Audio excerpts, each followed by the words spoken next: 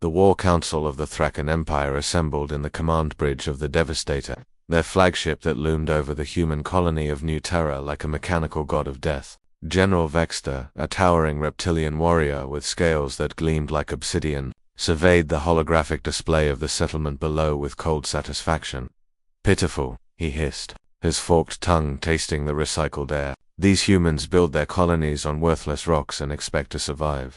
Around him, his officers a battle-hardened veteran of a dozen conquered worlds, nodded in agreement. The Thraken had swept through this sector like wildfire, and this small human outpost would be just another footnote in their glorious expansion. "Sir," his tactical officer reported, "ground teams are in position. The human defenders have retreated to their central bunker. We estimate complete pacification within the hour." Vexter's lipless mouth curved into what might have been a smile. "Send the preliminary strike teams. I want General..." A voice crackled over the communications array. "We have a situation at Landing Zone 7. Vexter's eyes narrowed. "Explain." "It's a human, sir. A young female. She's standing in front of our forward assault craft, alone, unarmed." The bridge fell silent. Several officers exchanged glances. This was unprecedented. "Kill her and proceed," Vexter ordered dismissively. "Sir, she's asking to speak with you. Says it's urgent. Something about looking under our ships." Vexter's claws drummed against his command throne. In his 3 decades of conquest, he had learned that humans were unpredictable creatures. Their tactical decisions often seemed irrational, yet occasionally proved devastatingly effective. Still, what could one unarmed girl possibly accomplish? "Transmit visual feed to my display," he commanded. The hologram flickered, and there she stood, a human female no more than 20 standard years by his estimation, with tangled dark hair and clothes covered in dust and ash. She stood before a Thraken assault craft, a 50-ton war machine bristling with plasma cannons, with her hands raised, not in surrender but in a gesture of urgency. "General Vexter," she called out, somehow knowing he was watching, "my name is Stella Morrison. Before you destroy this colony, before you kill everyone I love, you need to look under your spaceships. All of them, please." "Insolent creature," Vexter muttered. "What game is this?" But something in her eyes gave him pause. Not fear. He had seen fear in countless species. This was different. This was desperation mixed with something else. Knowledge. Certainty. "Scan underneath Landing Zone 7, he ordered. "Full spectrum analysis." His science officer's fingers flew across the console. Moments later, her expression shifted from boredom to confusion, then to alarm. "Sir, there are structures beneath the landing zone. Extensive structures. They appear to be ... tunnels. No, not tunnels. Chambers. Massive chambers. And that they're filled with..." She paused, her voice dropping to a whisper. "Eggs." The word hung in the air like a death sentence. "What?" Vexter's roar shook the bridge. "What kind of eggs?" On the screen below, Stella was still talking, her voice now being broadcast clearly through their systems. "We call them Garathian boreworms. This planet wasn't worthless, General. It was a nursery. We found the chambers 6 months ago during excavation. 30,000 eggs, each one containing a creature that, when fully grown, can burrow through solid rock and digest anything. Flesh, concrete, anything." "Cameron Chin. Cameron Chin." A young human male appeared beside Stella on the screen. He was carrying what looked like scanning equipment. "We've been monitoring them around the clock," he continued. They remain dormant in cool conditions, but significant heat, like from, say, massive spaceship engines hovering overhead, triggers their hatching sequence." Vexter felt something he hadn't experienced in years. Genuine fear. "How long?" he demanded.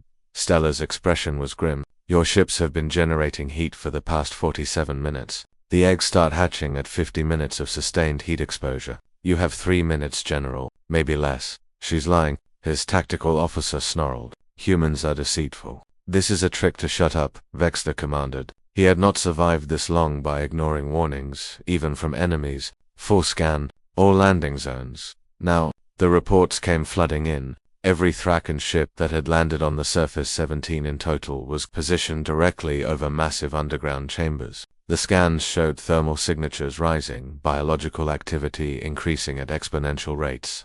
"Sir, if those creatures are what the humans claim," his science officer's voice trembled, "if they can consume metal and they're directly beneath our ships, we'll lose everything. The ships, the troops, all of it." Vexter's mind raced through calculations. The Devastator in orbit was safe. But his ground forces, his assault craft, his forward command units all positioned exactly where these humans had somehow maneuvered them. On the screen, Cameron spoke again. We tried to evacuate, sent distress signals to Earth, to anyone who would listen, but you arrived first. When you landed, we knew what would happen. We tried to warn your first scouts, but they opened fire immediately. Stella stepped forward. We're not warriors, General. We're colonists, scientists, families. But we know this planet. We've studied it. We've survived it. Those chambers aren't under our settlements. They're under every landing zone. You chose the flat, stable areas perfect for heavy ships. We built our colony specifically to avoid them. You let us land on a death trap, Vexter breathed, understanding dawning. No, Stella corrected firmly. You invaded a world you didn't understand and refused to listen. We're giving you a chance. Lift your ships now. Get to minimum safe altitude. Save your soldiers. Vexter looked at the chronometer. 2 minutes. All ground units, immediate emergency liftoff. He roared into the communications array. Maximum thrust.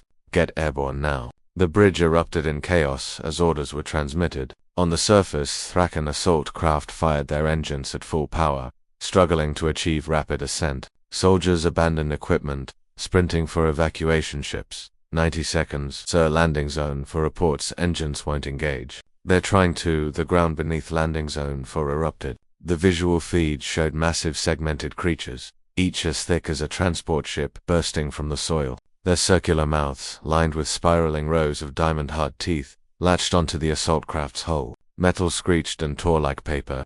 Ancestors preserve us, someone whispered. Within seconds, 3 more ships were breached. The boreworms moved with terrifying speed and purpose, consuming everything in their path. Thraken soldiers fired their plasma rifles uselessly as the creatures' armored carapaces deflected the blasts, but 14 ships made it airborne, their crews saved by minutes or mere seconds. When the feeding frenzy finally subsided an hour later, for Thraken, assault craft had been reduced to skeletal frameworks. 200 soldiers were dead. The ground was a churned hellscape of tunnels and destruction.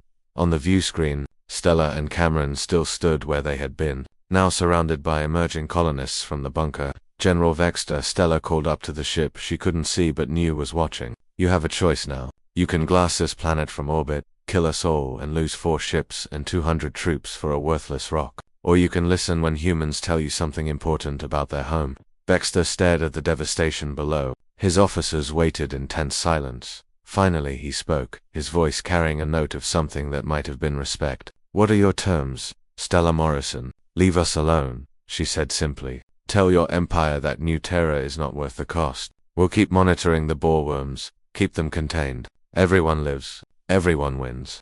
Vexter was silent for a long moment. Then he turned to his navigation officer. Set course for the outer rim. Mark this system as hostile indigenous life, unsuitable for conquest. As the Devastator prepared to jump to hyperspace, Vexter watched the 2 young humans embrace in victory on the surface below. Humans, he realized, were not fierce warriors or technological marvels. They were something far more dangerous. They were survivors who understood their worlds in ways conquerors never could. They turned their own planet's dangers into weapons. They used knowledge as their shield, and they would warn their enemies of danger, even when they had every reason to let them die. Never underestimate humans, he told his officers. They fight with their environment, not against it. Remember this lesson. In the years that followed, the story of New Terra spread through the Thraken Empire and beyond. The colony where a poor human girl stood before an army and saved both her people and her enemies with a simple warning. Look under the spaceship. And the galaxy learned that humanity's greatest strength was not their weapons or their ships, it was their stubborn refusal to let anyone, even their enemies, walk blindly into death. But, more than any fleet or army made them truly formidable,